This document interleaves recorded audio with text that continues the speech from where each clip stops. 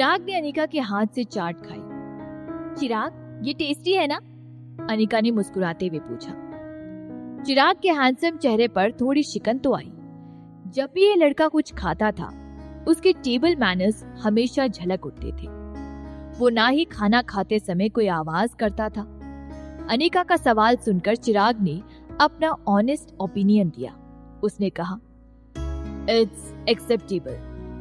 चिराग का जवाब सुनने के बाद अनिका किसी खिले हुए फूल की तरह मुस्कुरा रही थी, लेकिन चिराग का ये कमेंट उस चाट स्टॉल के मालिक के पेट में नहीं पच रहा था। चिराग और अनिका दोनों ने मिलकर चाट खाई। उसके बाद अनिका ने मीठे में मटका कुल्फी और रबड़ी और जलेबी मंगवाई, जिससे उनका पेट भर सके। चिराग बहुत ज्यादा वेल बिहेव्ड था। अनिका ने उसे जो भी खिलाया, उसने वो बिना किसी हिचकिचाहट के खा लिया। वो एक ऑर्डिनरी कपल की तरह पेश आ रहे थे, अपनी जिंदगी के छोटे छोटे लम्हों में बड़ी बड़ी खुशियों को एक्सपीरियंस करते हुए। 80% पेट भरने तक खा लेने के बाद अनिका के चेहरे पर उसकी खुशी साफ नजर आ रही थी। उसने कहा, चिराग, तुम यहीं खड़े रहो और मेरा वेट करो, मैं फालूदा लेने के लिए लाइन में लगती हूँ। चिराग ने अपने सामने फालूदा स्टॉल पर लाइन देखी, जहाँ लड़कियां ही लड़कियां नजर आ रही थी। इसलिए उसने अनिका को मना नहीं किया।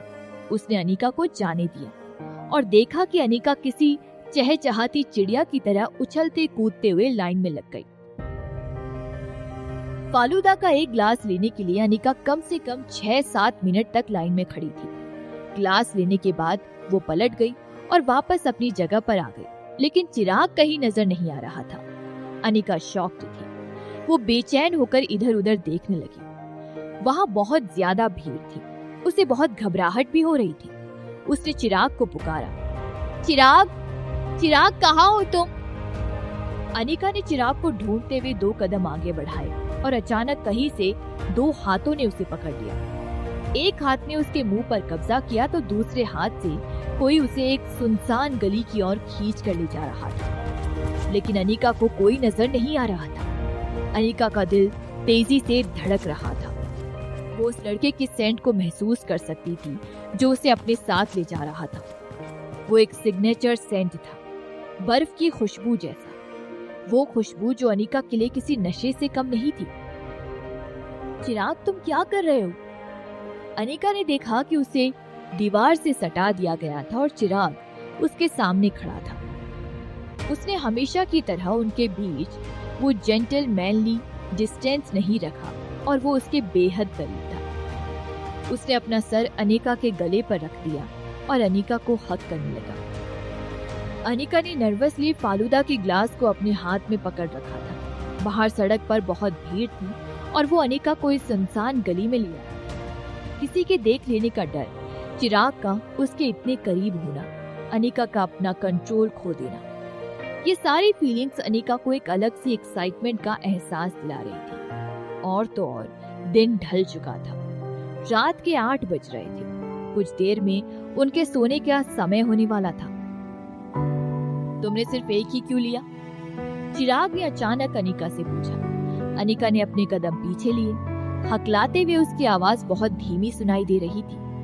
मैं एक ग्लास अकेले खत्म नहीं कर सकती थी। हमें पैसे वेस्ट नहीं करना चाहिए, तो मैंने सोचा कि हम एक ग्लास से पी सकते हैं। हाँ।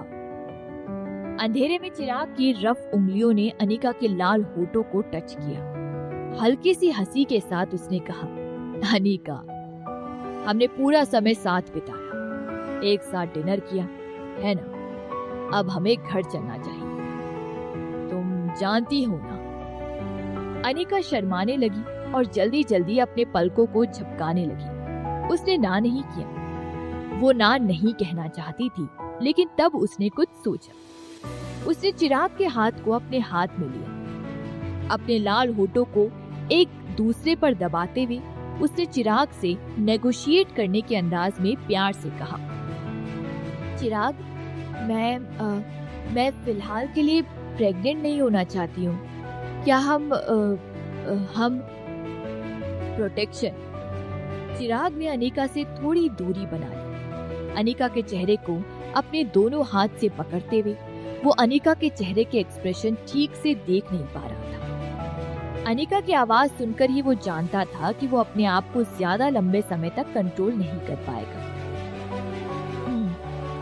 मैं समझता हूँ, तुम अभी बहुत यंग हो और अभी तक ग्रेजुएट भी नहीं। तुम अभी भी अपने करियर की शुरुआत में हो। मुझे कोई जल्दी नहीं, सब कुछ तुम्हारी मर्जी के मुताबिक होगा। हम एक साथ पहले थोड़ा टाइम स्पेंड कर सकते हैं। बच्चे के बारे में हम बाद में सोच सकते हैं, चिराग ने कहा। अनिका ने सपने में भी नहीं सोचा था कि चिराग इतनी आसानी से मान जाएगा। वो खुशी खुशी चिराग के करीब आई और चिराग के होठों पर किस करते हुए उसने कहा, थैंक यू हबी। अब हम घर चले, मैं प्रोटेक्शन यूज कर सकता हूँ, चिराग ने कहा। अनिका एक सेकंड के लिए बर्फ की तरह जम सी गई, मानो उसकी बॉडी पर उसका कोई कंट्रोल ही नहीं था। अनिका, मुझ पर यकीन करो, मुझ पर पूरा यकीन रखो। मैं तुम्हें हमेशा प्रोटेक्ट करूंगा, हर चीज से हमेशा तुम्हारा ख्याल रखूंगा, चिराग ने अनिका से कहा। अनिका कुछ कह ही नहीं पाई। उसके पैर जैसे अपने आप चिराग की ओर बढ़ गए और वो उसकी बाहों में सिमट गई। यहाँ चिराग अनिका को घर वापस लेकर आए। वहीं दूसरी ओर आरुष अपना पूरा दिन और रात एक पब में बिता रहा था। उसके सामने कई विस्की की बोतल्स बिखरी हुई पड़ी थी। उसके प्रीमियम कपड़ों पर सिलवटें आई हुई थी। वो अब काउंटर पर अपना सर टिकाए अपनी आंखें बंद करे हुआ था। उसे बहुत कंफ्यूज्ड महसूस हो रहा था। उसी समय एक लड़की उसके पास चलते हुए आई। आरुष, मुझे तुम्हारी असिस्टेंट से पता चला कि तुम यहाँ हो। मैं अनिका की रूममेट हूँ। मैं कुछ महीने पहले घर गई थी और जब मैं वापस आई तब तक अनिका हॉस्टल से निकल चुकी थी, लेकिन अपने रूम में वो ये 2 गिफ्ट बॉक्स छोड़ गई थी। मुझे लगा उसे अब इन गिफ्ट से कोई मतलब नहीं होगा, इसलिए मैं ये गिफ्ट उन्हें देना चाहती थी जिनके लिए अनिका ने ये लिए थे। गिफ्ट? आरुष की नजर तुरंत उस लड़की के हाथ में पकड़े स्टाइलिश बैग पर गई। ये अनिका मुझे देना चाहती थी। हाँ, सही कहा तुमने। उस लड़की ने वो बैग बार के काउंटर पर रख दिया। उस बैग में 2 गिफ्ट्स रखे हुए थे। उस लड़की ने कहा, ये 2 साल पहले के गिफ्ट्स हैं। अनिका ये तुम्हें तुम्हारे बर्थडे पर देना चाहती थी। ये एक की चेन है। आरुष ने उस बैग से एक बॉक्स बाहर निकाला और उसे खोलकर देखा तो उसे अंदर एक की चेन मिला। उसने उस की चेन को अपने हाथ में पकड़ लिया। वो की चेन सोने से बना हुआ था, जो एक लड़के के डोमिनेंट कैरेक्टर से मैच करता था। उस की चेन से 3 मोती लटक रहे थे, जो कि बहुत ज्यादा एलिगेंट लग रहे थे। आरुष, इस छोटे से गिफ्ट को तुम अंडर एस्टिमेट मत करो। इसे अनिका ने खुद अपने हाथों से बनाया था। वो 4 दिन तक मुंबई के सभी मैन्युफैक्चरर्स के पास दौड़ती रही इस की चेन को बनवाने के लिए, ताकि वो इस पर तुम्हारा नाम लिखवा सके, उस लड़की ने कहा। और हाँ, ये स्कार्फ अनिका ने खुद बनाया था तुम्हारी बर्थडे सेलिब्रेट करने के लिए। उसने कहा था कि तुम लाइट कलर्स में बहुत अच्छे लगते हो, इसलिए उसने ये लाइट ब्लू कलर यूज किया। लड़कियां हमेशा अपने बॉयफ्रेंड के लिए कुछ ना कुछ बनाने की सोचती है। इससे ये बताना चाहती है कि वो अपने बॉयफ्रेंड से कितना प्यार करती है। उस लड़की ने आरुष को अनिका का दूसरा गिफ्ट दिखाते हुए कहा। आरुष ने वो स्कार्फ लिया और उसे अपने कांपते हुए हाथों से अपने चेहरे पर लगाया।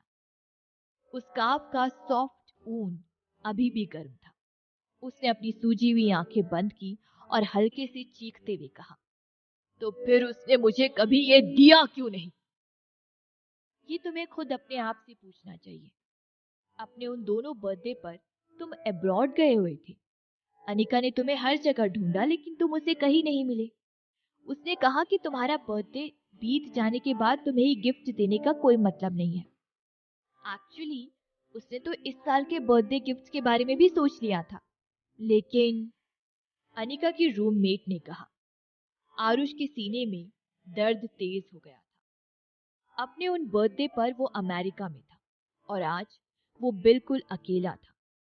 उसे फाइनली पता चल गया था कि उसने खुद अनिका की फीलिंग्स को इग्नोर किया था, जो एक समय पर सिर्फ उसके लिए थी। आरुष, मैंने सुना कि तुम्हारे और अनिका के बीच क्या हुआ। उसकी दोस्त होने के नाते मैं उसके लिए सच में बहुत खुश हूँ। उसे नेशनल बेस्ट एक्ट्रेस का अवार्ड मिला है। चिराग कपूर जैसा लड़का उसके साथ है और उसे हर मुसीबत से प्रोटेक्ट कर रहा है। वो सच में अब बहुत खुश है। आरुष, अपने इस रिलेशनशिप से तुमने खुद उसकी उम्मीदों को तोड़ा है। अब जो कि तुम दोनों कभी एक नहीं हो सकते, तो प्लीज उसे खुश रहने दो। वो डिजर्व करती है कि उसे दुनिया की सारी खुशियां मिले। अनिका की रूममेट ने आरुष को समझाते हुए कहा। आरुष के कान में उस लड़की की कही हुई बात गूंजने लगी। कभी एक नहीं हो सकते? नहीं, वो इसके लिए तैयार नहीं था। अनिका उसकी थी। नहीं, आरुष ने चिल्लाकर कहा। उसने उस की चेन और स्कार्फ को कस के अपने हाथों में पकड़े रखा था। वो गुस्से में उस बार से बाहर चले गया। बाहर चल रही तेज हवा उसके कदमों को रोक नहीं पा रही थी। वो रात के उजालों में चमकती हुई रोशनियों के बीच से गुजरता हुआ आगे बढ़ रहा था। उसके मन में सिर्फ एक ख्याल था, उसे कुछ भी करके अनिका को ढूंढना होगा।